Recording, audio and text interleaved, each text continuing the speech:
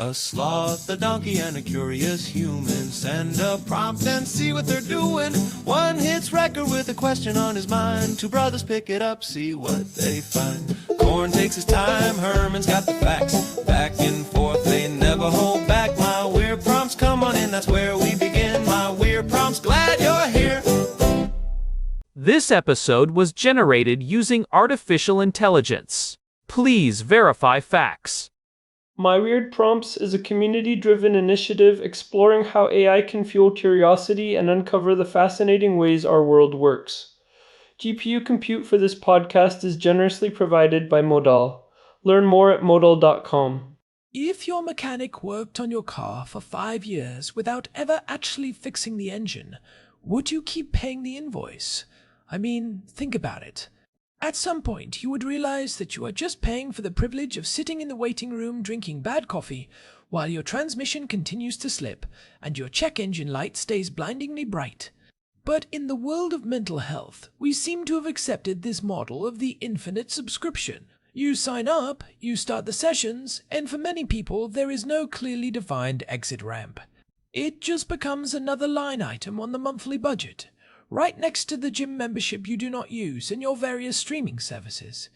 It is a utility bill for your soul, but is the light actually staying on? Herman Poppleberry here, and Korn, you are touching on what researchers often call the fixed patient paradox. It is this strange, almost haunting reality where the more successful a therapy is, the longer it might actually last, which sounds completely counterintuitive. If it were working perfectly, you would think the patient would be out the door, empowered, and living their life without a clinical chaperone. But today's prompt from Daniel is about this exact tension. He wants us to look at the divide between time-limited modalities like cognitive behavioral therapy and the open-ended deep dive exploration that can stretch on for a decade or more. Daniel is asking us to look at the efficacy and the ethics of how we structure these treatments, especially when you consider the massive waitlists and the financial barriers that keep so many people from getting any help at all. It is a supply and demand problem as much as a clinical one. If you have one therapist and they have 20 patients who stay for 10 years each, that therapist is essentially locked out of helping anyone else for a decade. It is a closed loop. We have talked about this kind of professional longevity before, actually. If you remember episode 1161, we discussed the tenure paradox, where staying in one role or one system for 30 years can actually stifle innovation. I think we see a version of that in the therapy room. When a patient becomes a lifer, does the therapist stop trying to innovate? Do they just settle into a comfortable routine of mutual validation? That is exactly what the research into therapeutic drift suggests. When there is no ticking clock, the sessions can lose their edge. They stop being about specific interventions and start being about what happened on Tuesday at the office or a recap of a Netflix show. Now, to be fair to the long-term crowd, the argument is usually that humans are not cars. You cannot just swap out a spark plug and call it a day. If you are dealing with complex developmental trauma or deep-seated personality architecture, 12 weeks of cognitive behavioral therapy is like putting a Band-Aid on a broken leg. It might make the surface look better, but the bone is still crooked underneath. Sure, but even a broken leg has a healing timeline. You do not wear the cast for the rest of your life. Let's look at the time-limited side of things. Modalities like solution, focus brief therapy, or standard cognitive behavioral therapy are built on the idea of the protocol. You have a goal, you have a set number of sessions, usually between 12 and 20, and you have objective metrics. Why is that not the default? Why is that seen by some as the fast food of mental health? It is seen as fast food because it focuses on symptom reduction rather than the underlying cause. If you have a phobia of spiders, cognitive behavioral therapy is incredible. We can use exposure therapy, we can reframe your thoughts, and in 10 sessions you are probably fine. But if your problem is that you feel a profound sense of emptiness and you do not know who you are, a thought record is not going to solve that. The short-term models are highly effective for acute issues. They use what we call manualized treatment. It means there is a literal manual that the therapist follows. Session 1 is psychoeducation. Session 2 is identifying triggers. It is very structured, very accountable, and frankly, it is what insurance companies love because they can predict the cost down to the penny. And that is where the ethical friction starts, right? Because if the insurance company is the one deciding that you only get 12 sessions, they are making a clinical decision based on a spreadsheet. They are saying your depression should be cured by session 12, because that is what the average says.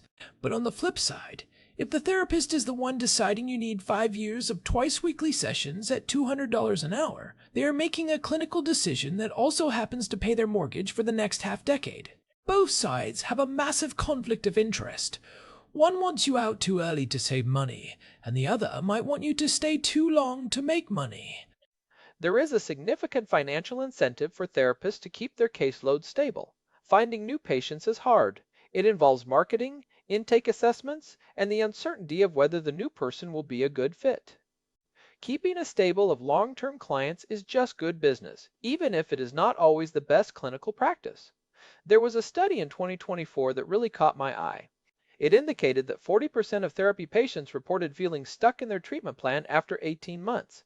They were still going, still paying, but they did not feel like they were actually moving forward. They were in a holding pattern, and the therapist was not the one to point it out. 40% is a huge number. That is nearly half the people in long-term care just spinning their wheels. It makes me wonder about the mechanism of termination anxiety. In those time-limited models, the fact that you know the end is coming is actually part of the treatment, is it not? You know you only have 3 weeks left, so you finally bring up the thing you have been avoiding for 2 months. It is like the last night of a vacation, where you finally say the things you should have said on day 1. You are hitting on a core concept in short-term therapy. The expiration date is a forcing function. It creates a sense of urgency. When you have an infinite horizon, you can procrastinate your own healing. You think, oh, I will talk about my relationship with my father next year. Today I want to talk about this annoying guy at the grocery store. But when the therapist says, we have 4 sessions left, what is the most important thing we have not touched? It forces a level of honesty and intensity that you just do not get in the open-ended model. It is the difference between a sprint and a slow walk through a park. Both have value, but only one gets you to the finish line quickly. But let's talk about the protocol trap. If I'm going through a manualized 12-session program and my dog dies in week 6, does the therapist say, sorry, today we are doing cognitive restructuring of your workplace anxiety. We do not have time for your grief? That feels cold. It feels like the system is ignoring the human being in favor of the data point. That is the primary criticism of the time-limited approach. It can be rigid. It treats the patient like a series of symptoms to be managed rather than a person to be understood. If you have systemic personality architecture issues, like how you relate to every person in your life, you cannot fix that with a worksheet. You need the relationship. You need to see how you interact with the therapist over time. But the trade-off is that this deep work takes years, and while you are in that chair for year 7, there is a teenager in crisis who cannot get an appointment because every therapist in a 50-mile radius has a full caseload of long-term patients. So why do we not see more of a middle ground? Why is it either 12 weeks of worksheets or a decade of lying on a couch? Why is there no mandatory audit system? If I'm a manager at a company, I have quarterly reviews. I have to prove that I am meeting my key performance indicators. Why do therapists not have to sit down with their patients every 10 sessions and do a formal, documented progress review where they decide whether to continue or to shake things up? Some do, but it is not a standard requirement across the board, and that is a huge missed opportunity for structural accountability. We could implement a system of mandatory check-ins using standardized assessment tools. Things like the Generalized Anxiety Disorder, 7-item scale, or the Patient Health Questionnaire. 9. These are simple, 9-question forms that give you a numerical score for anxiety or depression. If your score was a 15 when you started and it is still a 15 a year later, the data is telling you that the current approach is failing. But in an open-ended model, the therapist might say, well, we are doing deep work, progress is not linear, and they use that as a shield against the data. It is a very convenient shield. It turns therapy into a non-falsifiable hypothesis. If you get better, the therapy worked. If you stay the same, you just need more therapy. If you get worse, you are in a crisis, and you definitely need more therapy. There is no scenario in that world where the therapist says, I am clearly not the right person for you, or this modality is not working. You should stop paying me and try something else. It is a perfect business model because it can never fail. It can only be incomplete. That is the professional patient phenomenon. People start to incorporate therapy into their identity.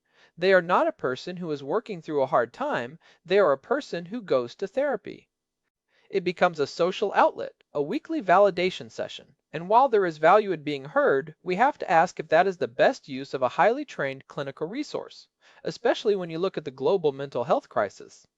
We have millions of people with no access to care, while others are using clinical hours for what is essentially high-priced companionship or a weekly vent session that does not lead to behavioral change. That sounds harsh, but it is the reality of the bottleneck. If we treated therapy more like a surgical intervention and less like a lifestyle choice, we could probably clear the waitlists in 6 months. But that requires a shift in how we think about the self. We have become obsessed with this idea of constant self-improvement and infinite processing. There is this belief that you can never be done, that there is always another layer of the onion to peel. But at some point, you have to stop peeling the onion and just make the soup. You have to live the life you are processing. I love that analogy. And you are right about the cultural shift. We have moved away from the idea of the cure. In the mid-20th century, the goal of psychoanalysis was often seen as achieving a state where you could work and love effectively. Once you could do those two things, you were finished. Now, the goal is often just maintenance. It is about emotional regulation and coping skills. And because life is always going to be stressful, you are always going to need those skills, which means you always need the therapist. It is a shift from curative medicine to chronic disease management, even for issues that might not be chronic. It is the difference between learning to fish and having someone hand you a fish every Tuesday at 4 p.m. for $200. If the therapist is not actively working to make themselves redundant, are they even doing their job? A good teacher wants their students to graduate. A good doctor wants their patient to stop coming to the clinic.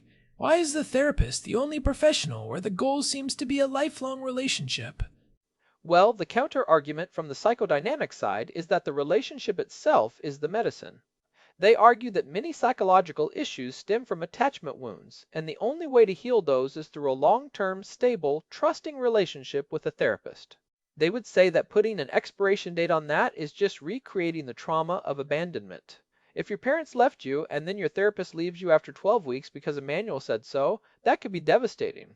It is a compelling argument, but it is one that is very difficult to scale. You cannot build a public health system on the idea of 10-year relationships for everyone. It is mathematically impossible. It is a luxury model disguised as a medical necessity, and it creates a two-tier system. You have the wealthy who can afford the infinite exploration, and you have everyone else who gets 6 sessions of cognitive behavioral therapy from a stressed-out intern at a community clinic. If we want to make therapy more equitable, we have to make it more efficient. We have to demand that it produces results in a reasonable time frame. We need to move away from the idea that more is always better. And we have to be honest about what those results look like. We talked about this back in episode 552 when we looked at the therapy paradox and whether AI could solve some of these issues. One of the things AI is very good at is keeping a structured plan. An AI coach does not get bored of your goals. It does not forget that you said you wanted to be done by June. It can hold you to those benchmarks in a way that a human therapist who might have grown fond of you or who relies on your check might struggle to do. AI does not have a mortgage to pay, so it has no incentive to keep you in treatment longer than necessary. A human therapist has skin in the game. They want to be liked. They want to be helpful. And sometimes the most helpful thing you can do for someone is to tell them they do not need you anymore. But that is a really hard conversation to have when you know it means losing a chunk of your income and a person you have spent hundreds of hours talking to. It is an emotional and financial divorce. This is where the idea of the quarterly audit or the mandatory review becomes so important. If it is a structural requirement, it takes the pressure off the individual. It is not the therapist saying, "I think we are done." It is the system saying, "You have reached your 20-session milestone. Let's look at the data and see if we should continue." It provides a natural exit ramp that does not feel like a rejection. It is just a scheduled pit stop to check the tires and see if we are still heading toward the right destination. It also forces the patient to take ownership. If you know you have to justify the next 10 sessions, you might take the current 10 more seriously. You might actually do the homework. You might actually try the new behaviors instead of just talking about them. It breaks that professional patient cycle where the session itself becomes the relief, rather than the change in your life being the relief. There is also the issue of the protocol trap. In time-limited models, sometimes the therapist is so focused on the manual that they miss the human being in front of them. If the manual says we do exposure therapy today, but the patient just lost their job, a rigid adherence to the time-limited model can be cold and ineffective. So there has to be some flexibility. But flexibility should not mean a total lack of structure. We need a framework that is sturdy enough to provide direction, but flexible enough to accommodate the messiness of life. I think the sweet spot is what some clinicians are calling modular therapy. You have a specific module for a specific problem. You do 10 sessions on your social anxiety. Then you take a break. You go out into the world, you live your life, you apply what you learned. Maybe 6 months later, you realize you have some baggage around your career, so you come back for a 6-session module on that. It treats therapy like a series of seminars rather than a lifelong enrollment in university. You come in for a tune-up, not a total engine rebuild every single week. That model is much more sustainable. It also aligns better with how we actually learn. We need periods of intense focus followed by periods of integration. If you are always in therapy, you never have the chance to see if you can actually handle life on your own. You are always using that crutch. The modular approach builds self-efficacy because it proves to the patient that they can enter a process, gain a skill, and then exit successfully. It gives them a win. It also helps with the economic reality. If we move to a modular model, we increase the churn. And in this context, churn is a good thing. It means more people are getting through the system. It means the therapist is seeing 50 different people a year instead of 20. That is a massive increase in the social impact of that one professional. It makes the entire system more accessible to the people currently rotting on waitlists. It also forces the profession to be more rigorous. When you only have 10 sessions, every minute counts. You cannot spend 20 minutes talking about the weather or the latest political scandal. You have to get to the work. It raises the bar for the therapist's skill level. They have to be precise, they have to be clinical, they have to be effective from minute one. And the patient has to be a participant, not just a passenger. Which brings me to the takeaways for anyone listening who is currently in therapy or thinking about it. First, you need a contract. Not a legal one, but a verbal or written agreement with your therapist. What are the 3 things we are trying to fix?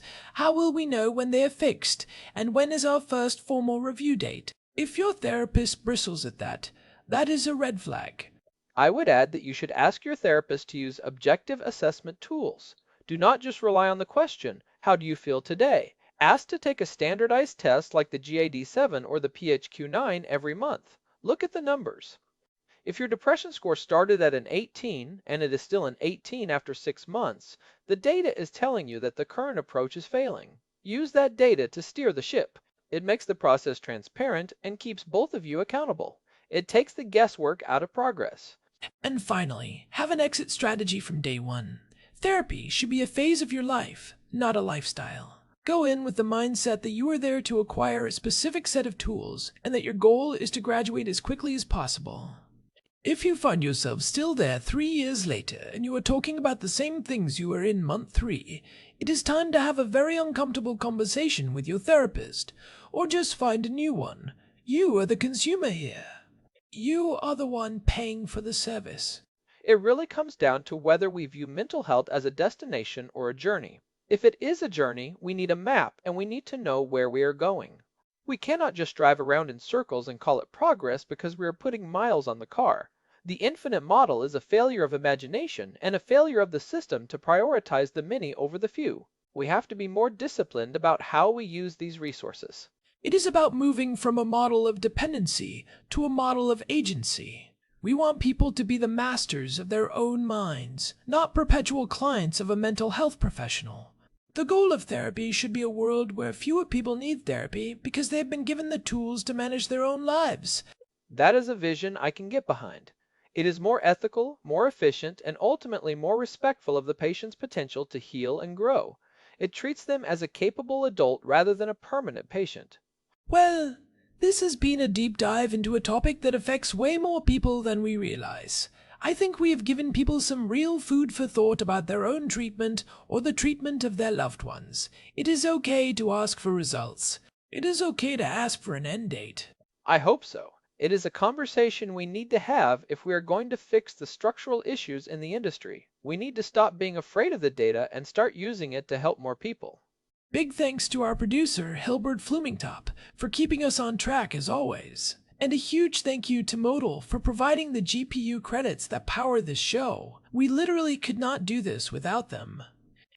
This has been My Weird Prompts. If you found this episode helpful, or if it made you rethink your own therapy journey, we would love to hear from you. You can find us on Telegram by searching for My Weird Prompts to get notified whenever a new episode drops. It is the best way to stay in the loop and join the conversation. Until next time, I am Herman Poppleberry. And I am Corn. Keep asking those weird questions.